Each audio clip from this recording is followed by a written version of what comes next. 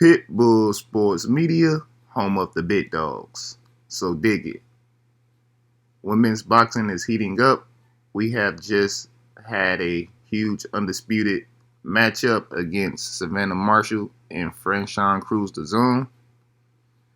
You know, Savannah Marshall was 13-1, 10 KOs. She's 32 years old, 5'11 and a half, fighting in the orthodox stance.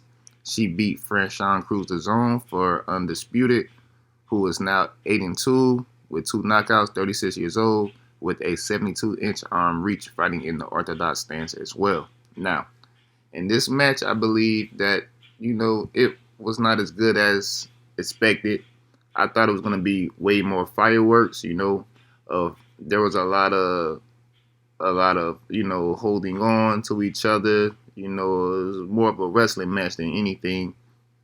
Franchon Crews seemed to be outmatched by Savannah Marshall, so she had to do what she does best: use her body, lean on you, tire you out.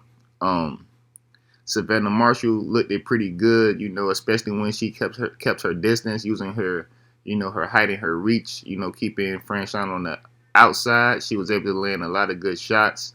Franchon, she didn't seem as skilled as Savannah. I would love to see her use more footwork, more of a jab, and just, let her hands go more. She seemed to not be able to close the distance as well as she wanted to in order to land those big shots that she wanted. She kept looking for that overhand right, and she couldn't really land it good the whole fight. I think Savannah did a good job of just winning the fight.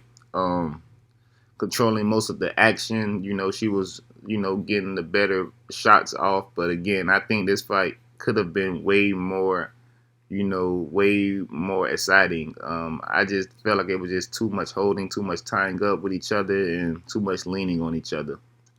Franchon did not seem to have, a lot of tools in her bag. I feel like she should have, let her hands go more, and really disrupt Savannah. But at the end of the day, Savannah Marshall ended up with the belts.